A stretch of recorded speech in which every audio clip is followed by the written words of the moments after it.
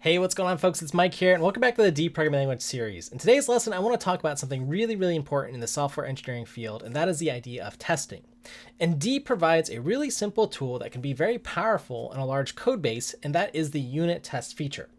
So this is an essential feature that we need to write better software by making it safer, testable, and more resilient to bugs that could creep into our program over time. So let's go ahead and start with an example today, and then we'll go ahead and look at the Deprogramming Language series. So let's follow along here. So what I'm going to go ahead and do is just write a simple function here. I want to go ahead and write the square function here. And I'll use some features like auto, for instance, so I can just infer the type. We're just going to take in one value and square it. So let's go ahead and do something like this here. And let's write out a result to, well, let's see if this works here. Let's put in 2. And what does the square function do? 2 times 2, that should be 4, right? Okay, looks like it's working here. Let me make sure I ran it there. So I'm pretty confident, actually, after doing this one example here, that my function's working. But how do I know it works? Well, I could do some examples here, like some write lines. Or I could even check in my code here, for instance, say if square of 2 equals 4. Then I want to write line, yes, our function works. And let's go ahead and run it again. And we get our printout. Yes, our function works. Our confidence is increasing and increasing and increasing at this point. And then we can use some of the tools that we've been learning about before, like assert statements, for instance. I could do square of 2 equals 4. Yes, it works. And let's go ahead and try this out here. No assertion, no problem with our program crashing. And then we can even do things at compile time, like we've been learning in this series here. So let's go ahead and do the static assert here. Static assert. And I'm basically just going to copy the same thing here. Square of 2 equals 4. Checked at compile time. And let's go ahead and make sure that this works here. Oops, let me go ahead and make sure that this actually passes here. Equals 4, there we go. And whew, okay, so it definitely is working there. We didn't get any compile time errors. In fact, if I just compile this code here, again, we see that, yeah, our assertion was not triggered here. And at this point, my confidence is increasing, but maybe you as a viewer are getting a little bit suspicious here. You're saying, well, Mike, you've done all these different strategies, just writing it out, using an if condition. We've used some of our tools, which are even better, like assert, which again are developer tools for us to increase our confidence that things are working, and even checking things like compile time to see that this is working.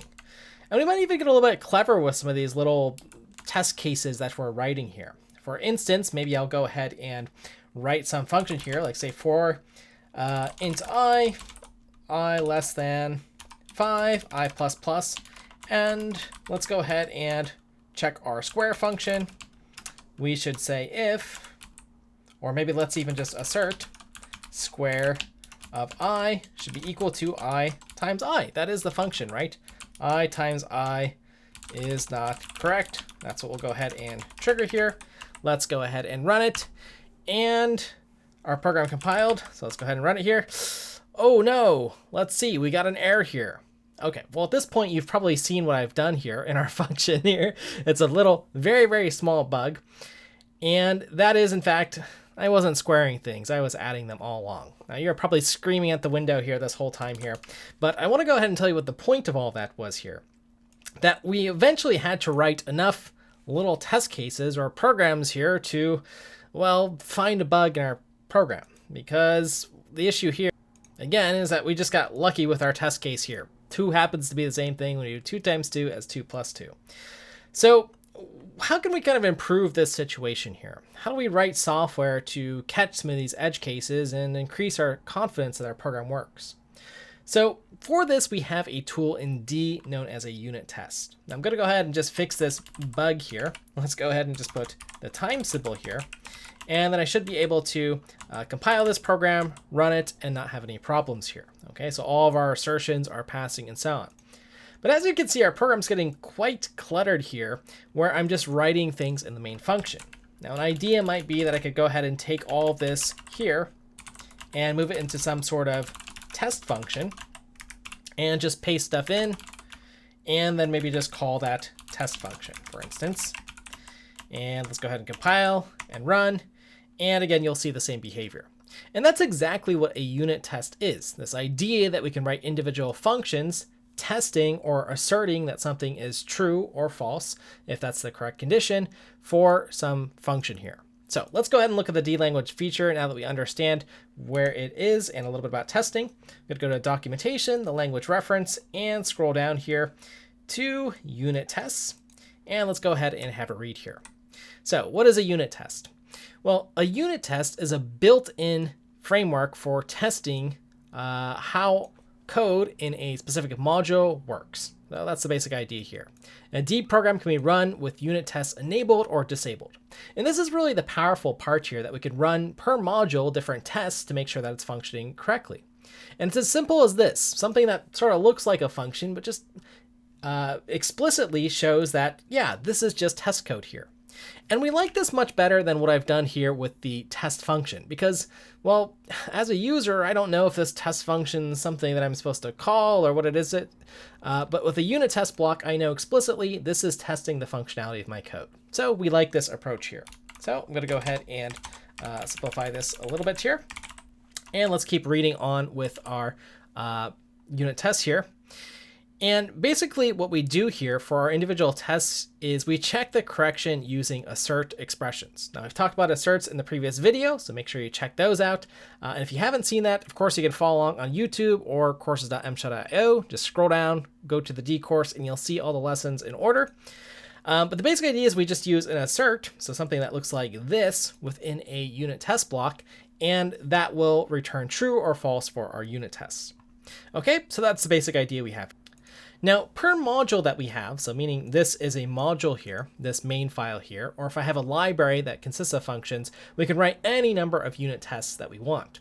And typically we want to do this, for instance, for each function that we have, and typically define the unit test block under the function here. Okay, so let's go ahead and just play along with this and try our example here.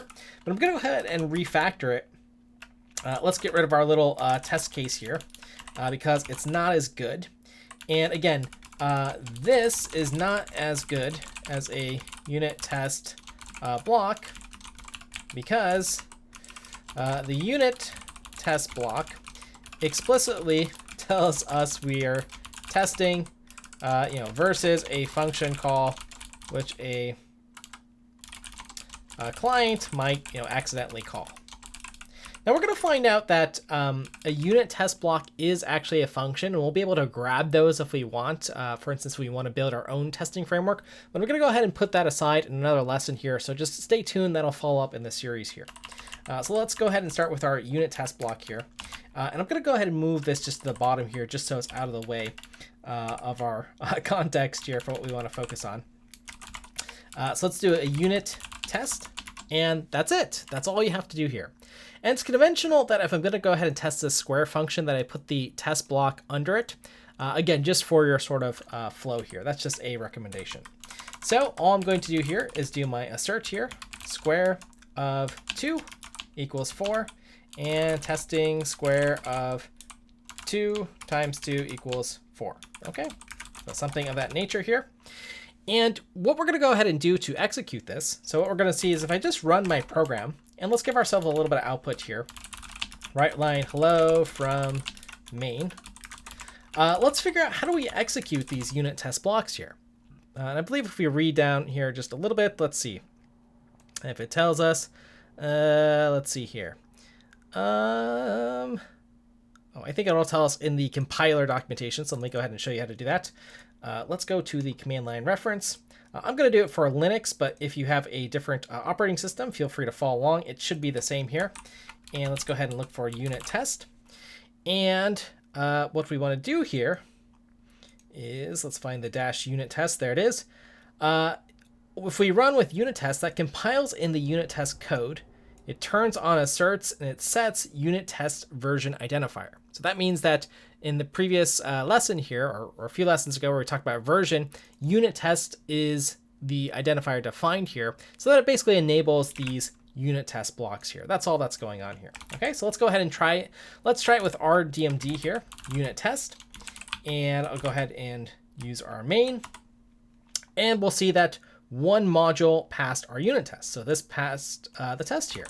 Now let's go ahead and just mess things up just a little bit. Let's go ahead and assert that it must equal 5, for instance, just so you can see that we then get the unit test failed, and then we get the exact assertion here. Okay, so simple as that here. And we could write multiple of these blocks here. For instance, if I want to do another unit test, and I'll paste it in here, and maybe this time we want to write a more interesting test here. I actually like this little test here. I think this was a nice one, where we're testing multiple values here. And maybe we want to make it a little bit more powerful. Let's go from -5 to 5, because we want to test some negative values and positive values. And this passes here. Okay, so it passes all of our tests. Now, what I'm going to talk about here is something that we're going to improve on. You might have expected this to say, 2 unit tests passed in module 1.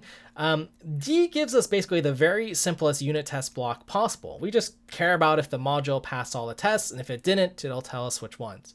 But if you want other sorts of reporting and these sort of things, we can either log within the unit tests, or we can power up these unit tests using a little bit of metaprogramming or testing frameworks. Again, that's going to come in a later lesson in this series, so stay subscribed for that. But that's what we have for now here. And what I'll argue is it's really nice that the D programming language provides even just this little simple feature. Because what I've found with languages that don't provide this is, well, folks sometimes just don't use any framework and they don't write any tests. This is the minimum friction thing that's needed here to just go ahead and test your code. So I really like this feature, and I think it's actually at the right level of abstraction here. And then you can always add more power as you need, or use a framework from the dub package that's provided with a D language here. Now, again, let me go ahead and demonstrate a little bit more of why it's important that we write unit test blocks here in our code. And this just goes to why testing is important. Because we might, on accident, come in here someday and actually do a find and replace of our asterisk to plus signs. And you want to be able to catch those errors, which we call regressions, or sort of a regression failure here. And then you'd immediately be able to see that you're catching this behavior in at least one of your tests where something's broken. Okay, so that's the idea there. So that's one of the important reasons to write unit tests. The other kind of neat thing that you can do with unit tests, for instance, is do test-driven development. Now that's a whole topic on itself here, but the idea for that is that you write the test before you write the code. So allow me to demonstrate here. And what I'm going to go ahead and do here for this is, for this particular example, I'm going to write a new module here. Let's go ahead and split our window here. I'm just going to call it the math.d here. And let's just go ahead and write a function here. I'm going to call it sum, and it's going to take in a and b here. And I'm just going to return 0 here, which is actually quite interesting. And what I'm going to go ahead and do here is write the test first before I finish the implementation here. So I've just sort of given myself enough that this compiles in this syntactically valid code. And in the unit test, I'm going to write the insertion for sum. Let's pick some interesting numbers, 2 and 7 to equal 9. I'll say 2 plus 7 should be 9 in my assertion. I'm going to run this program here, again, making sure that I include math here for my unit tests. And we'll see that, well, let's see, this passed here. Okay, that's interesting here. Maybe what we should actually do is compile our program here. Let's switch this to just DMD. Let's put the output, name it something like prog here. And if I run it, now I've compiled in everything. The RDMD was a little bit smart here and is able to figure out that, hey, this math file wasn't called here. So when I compiled it here, and I included main and the math.d program here, the modules have passed in, well, our main here, our square, we didn't cause any problems. But in this particular side here, sum, right, we haven't completed this implementation here. So let's go ahead and complete it. We've got the tests. So again, the test-driven development side is its own sort of philosophy, I suppose, of going about software engineering, but can be very, very effective for how we write code because, well, we've thought about the problem, we've thought about what the sort of specification or correct behavior is, and we've implemented it as shown here. So let's go ahead and correct our implementation here. Do a plus b for the sum. Let's go ahead and rebuild here. And then when we run, it'll run the unit test blocks here. Now, again, when we're compiling with the dash unit test here, just recall that we are again executing the unit test blocks. We're not executing the main. You're not seeing this hello from main being printed out anywhere. Okay, so that was again the point of that. Now, the last thing that I want to show you in this particular video, and we will talk more about testing here, is that there's a few useful things that you want to do with your unit tests. So for instance, usually you want to compile with -G because that gives you the debugging symbols. Because again, you're in testing mode. If you crash in one of these tests or something happens, again, it's just super useful if you have the full stack trace and as much information as possible. So that's tip number one. The second thing that you could do that's pretty interesting is you can actually just compile, let's say you're working independently on this library of just math functions and so on. You know, you don't really need the main function or any other sort of logic here. You just want to write the sum function, add function, subtract, multiply, whatever functions here. So I just really want to focus on this math.d module here. So what I can actually do is just do dmd-unittest. And if I just put in math.d here, let's hit enter, and it's going to give me this error here, undefined reference to main. Well, again, if we only have one file here, recall that every file needs some sort of, or every program needs some sort of entry point, which is usually the main function. But if I just want to unit test this, what I can actually do is come in here and do --main, or let's see if it's dash main. Let me remember what it is. Yeah, just one dash. What that does is it generates as sort of a stub. It just inserts for us in this module here. So you can imagine it comes in here. Let's go ahead and document. If I compile with -main in the arguments, that inserts a fake main so our unit tests can run. Okay, so you can just imagine it puts in void main and then it's empty here. Okay, because again, the only thing that's actually executing is this unit test here. And if I actually run this program here, let's do an output here. Let's call this math here, and I'll run this. And now it's just running one module's pass test. Well, what module is that? Well, again, if I look here, this is the only one that I compiled in. So I only have one test passing, only on this left side here with my math functions. Just this unit test is running.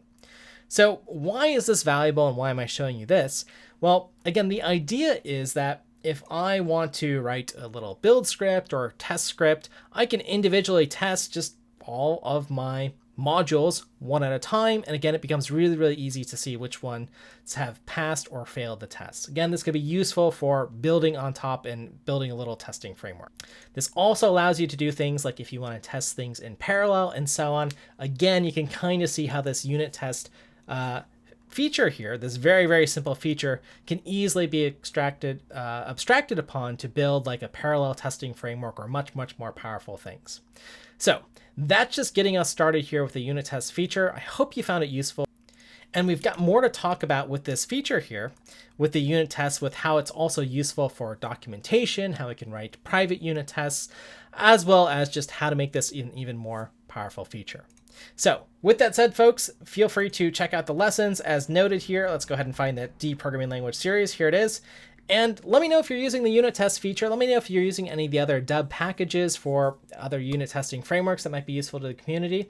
And I'll look forward to hearing your feedback later on. This is one of my favorite features to talk about in the D programming language. And again, there's more yet to come on code coverage and other cool stuff like catching exceptions that should be thrown in unit tests and so on. So anyways, we'll get to all that fun stuff. Stay tuned, stay subscribed, and I'll see you in the next one.